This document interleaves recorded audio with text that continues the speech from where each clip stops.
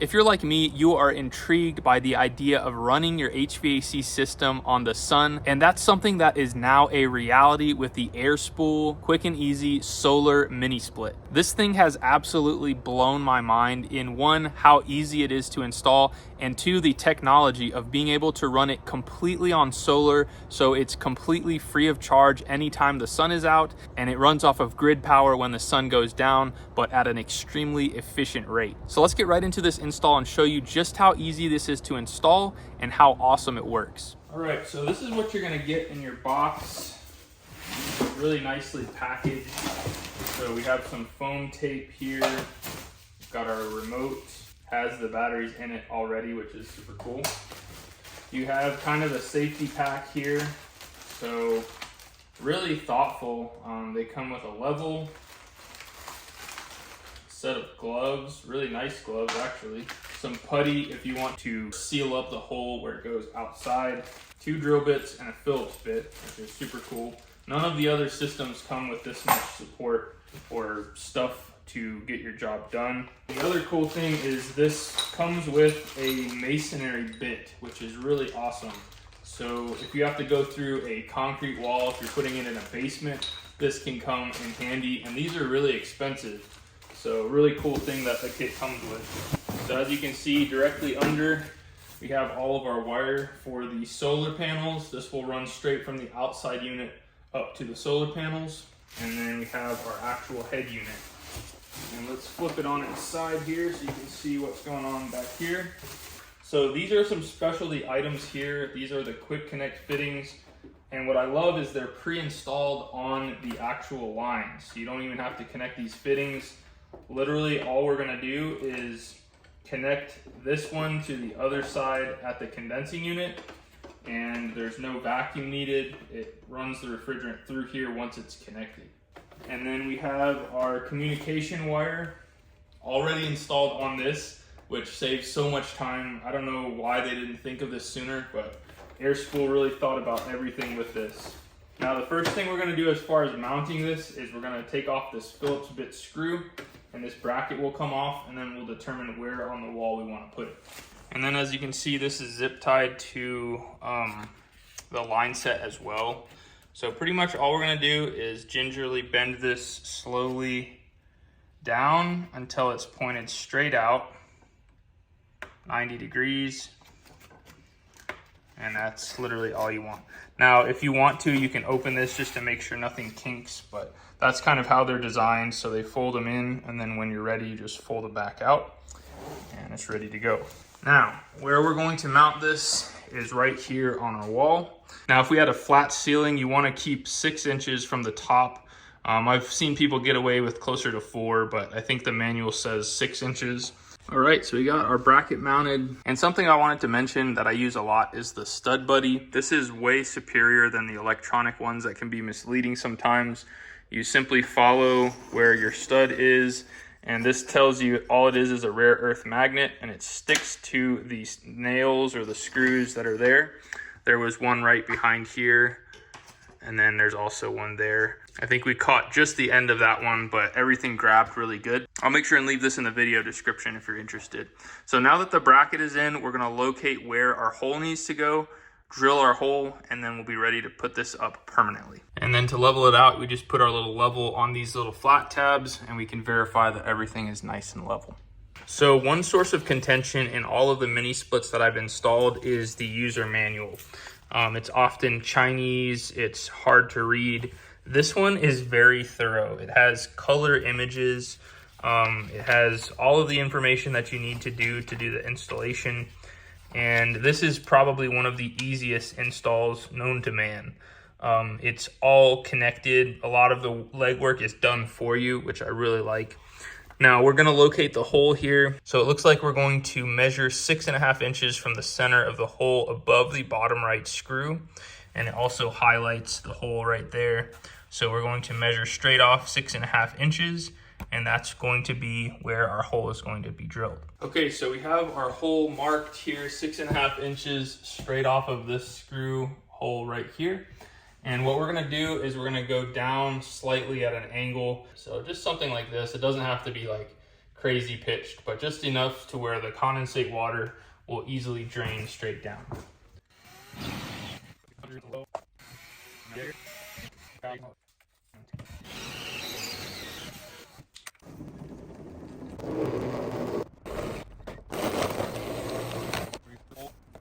All right, we are now ready to permanently mount the mini split head. So I'm gonna take our communication wire, feed it in. I'm gonna take our drain hose, feed that through. And lastly, we're going to feed in both of these lines. Just barely have enough room for both of them here. And hopefully we can pull the insulation through. There we go. Okay, so now we're hooked onto the top bracket. All we're gonna do is push this straight in and it should lock in. That's it. This is fully installed, complete, ready to go. It looks really nice and it's ready to go. Everything else is gonna be done outside. Okay, so here's what we have on the outside. We did have to pull this through and it got a little tattered, but it was able to straighten out. So we wanna avoid having any holes like that.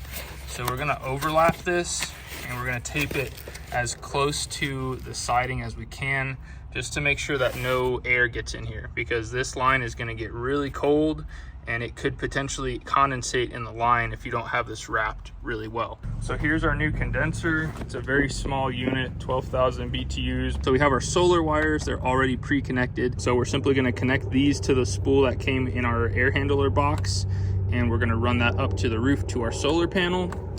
And this guy just is a 110 plug, already wired in. So you just plug this in, you can plug it into an outlet. And this guy is for our communication wire. So we just simply pop this off, put our connector in there, and we're good to go. And the other beautiful part is that the line sets are already attached here and tightened. So you don't even have to do anything here. You don't have to pull a vacuum. This is literally, again, the easiest system to install. And that's our attachment point right there. This is where we're gonna put our condensing unit. We've laid our pad down and we're just gonna level this out. Flip this over. We're spot on right there. And spot on there. So let's go ahead and set our condensing unit and then we'll show you what to do next. All right, so what we're gonna do next per the instructions, since we need a little bit of length here to go up to these lines here, is we're going to take off this guy right here. And then once we have this disconnected, we can kind of unspool this and route it and make our connections. All right, so we're gonna kind of start maneuvering this. Now this is gonna be different on every single application. And as we noted in the instructions, you can liken these to railroad tracks. You cannot make a super sharp bend, so just do these at little increments and you won't risk puncturing or bending one of these lines. That would be really bad. I think what I'm gonna do is slide the unit out a little bit like this, and then I'm gonna pivot this out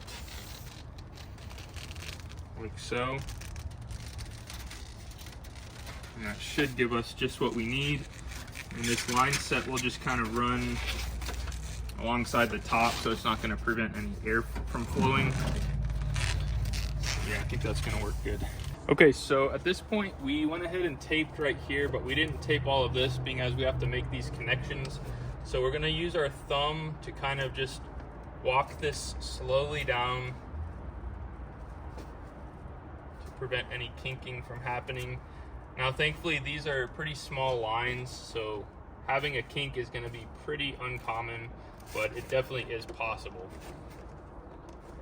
Okay, so we have a nice clean bend right there. Our condensate drain is coming right in. And later on, maybe not in this video, but we're gonna put a line set cover in. And in this video though, we're gonna put the putty in here to seal this hole off, and then we'll make it nice and finished with our line set cover. Okay, so for this part, we're gonna wanna throw on the gloves that came in the instructions, and I can't emphasize enough how awesome these instructions are. They have color, clear imaging, and really nice text to go along with it. And something that's interesting I noted is a wrench is not even described on here, so I'm not sure if a wrench to tighten these down is even warranted. Also, these O-rings are just dust seals, so that has nothing to do with the refrigerant. That basically just will seal this joint from dust and stuff getting in. But this actually does the sealing on the inside of the fitting here, and that's why these caps are on here. So these red will go to yellow and yellow to red. So this is the 3/8 larger line, and you really can't install this wrong. The only one that will fit on this is the correct size. And something to note is that nothing is going to happen as far as refrigerant until we get to the very end of this fitting. And we want this joint to be completely closed. It mentions in the manual here that if you have a gap right here, that's a big no-no. You want it to be tight up against that seal. Now we'll do the same for our 1/4" line. Now, unlike the Mr. Cool, I actually, when I was making those connections, there was a little spurt of refrigerant, not much at all. But with this system, there is no refrigerant at all. Like, there's nothing coming out of these. Even while you connect them, I haven't heard a single thing, which is really cool. Okay, again, this isn't 100% necessary, and literally it doesn't take much at all. Just gonna snug that one up. And we'll do the same for this one. And that's it. So we're just gonna start where we have a little bit before our opening here. And we're just gonna leave a little bit of overlap, maybe 1/4 inch. Again, making sure there's no gaps here.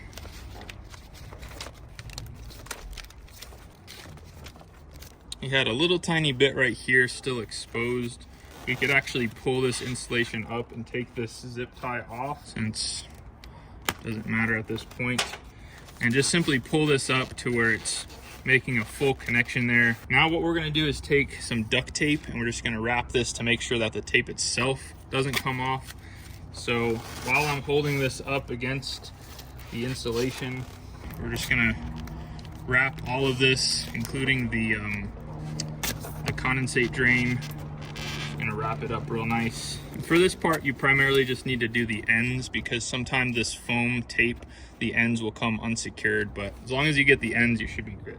So now what we're gonna do is take this putty that came with the air handler, and then we're just going to seal off this hole. And if you have extra, it's fine. You can push it into the hole. It's not gonna hurt anything. And that's gonna keep any critters and stuff from entering in the building.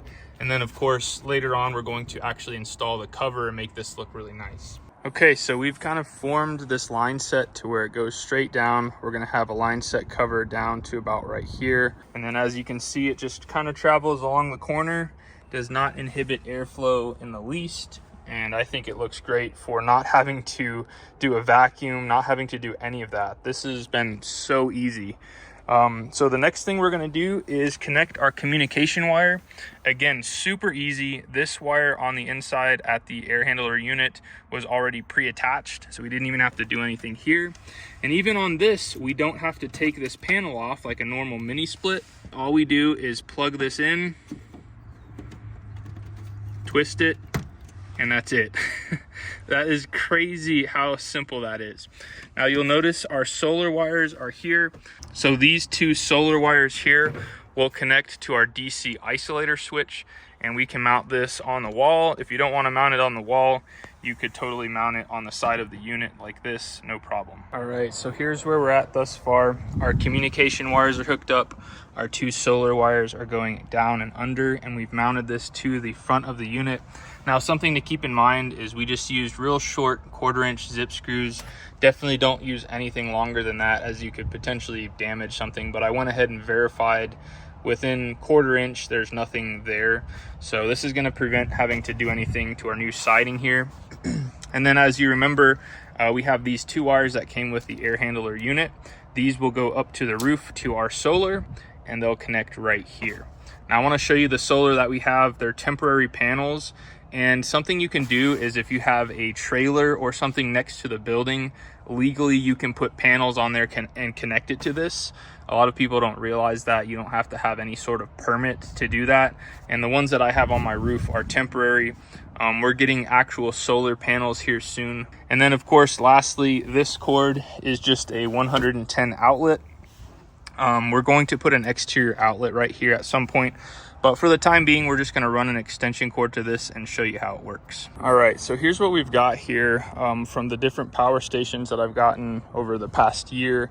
We have two really big 400 watt panels here, and then I believe this is 3 and then 2. So I think all of this should be properly sized to get that running during the day. And I want to show you how this is wired.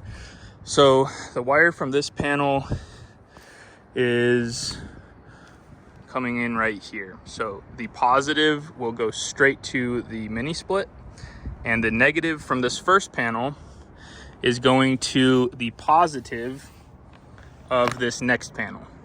Now the negative from this next panel will go to the positive of this panel. The negative from this panel will go to the positive of this panel, and that leaves us with the negative that will go to the unit. So this is fully wired in. We should be receiving power as we speak. Sun is directly up, so we should be good to go. All right, folks, moment of truth. So we're gonna put our isolator switch to the on position, and we'll go inside and see what we got. There we go. As you can see, it says 69 degrees. 69 degrees. We're gonna put this in cooling mode. It is set to 71 for cooling, so we're gonna bump that down to 66 degrees. Our fan just came on. We are blowing air. This is completely off of solar, guys. I'll actually show you right now. There is nothing plugged into the 110 volt outlet. Unit is running super quiet, and our plug is not plugged in. So this is fully off of solar. How cool is that? As you can see, we are blowing 41 degree air. A few seconds ago it was blowing about 38, but it kind of will fluctuate as the inverter compressor goes up and down. But again, this is totally running off of solar power. And then I don't know if you can see this or not, but there's a little solar emblem right there signifying that this is fully free energy right now. Free cooling, free heating. This is amazing, guys. 41 decibels. You can't even hear this thing running. Let's go outside and see what we got at the condenser. As you can see, we're spitting out about 50 decibels, so super quiet. Can't even hardly hear this thing running when you're right next to it. Now, according to the installation manual, this should only ever pull 10 amps, even when it's the hottest outside with no sun. So we're gonna plug it into our power station here, turn this guy on, and we're gonna turn on AC power. And I think because there's full sunlight, nothing is going to be put out here. But as you can see inside here, we have our solar, and then we also have this little plug right here. Okay, so we have cloud coverage. Currently, we're right behind this singular cloud. And notice we're only pulling 37 watts. So next to nothing being pulled from grid power.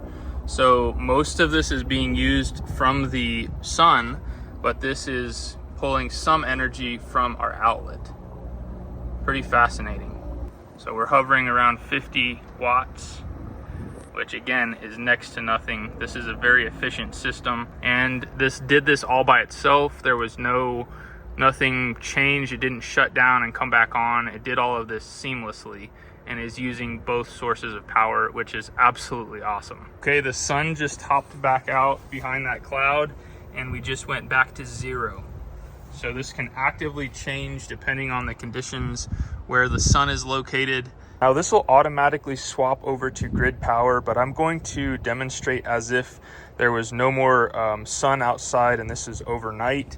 So we have energy coming from this power station to our mini split, And what we're gonna do now is turn off our isolator switch, which will disconnect any solar that's going to this mini split. So as soon as we do that, we can see our voltage and we'll see exactly how many watts this system is pulling. That is impressive.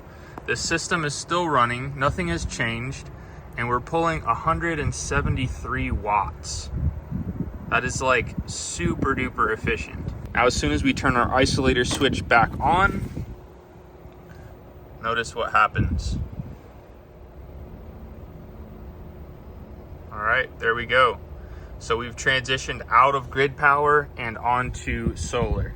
Well guys, they really don't lie when they say this install is quick and easy. This install probably took us like 3 hours total. It was like mind-blowingly easy on how to do this, and I feel like any DIYer should be able to do this. Now, if you're interested in this product, I'll leave a link in the video description. Make sure and use the discount code DIYHVAC so you can get an additional $130 off your order. In addition, there's federal tax rebates that can get you 30% off of your total cost. So this is a no-brainer if you're looking for a mini split. Now, if you want to see hands down the #1 most common HVAC scam, every time it gets hot outside, I see this, people get taken advantage of, and it is such a simple repair that I feel like any DIYer should be able to do. If you're curious what that is and how to do it, check out this video right here, and we'll catch you on the next one. Later.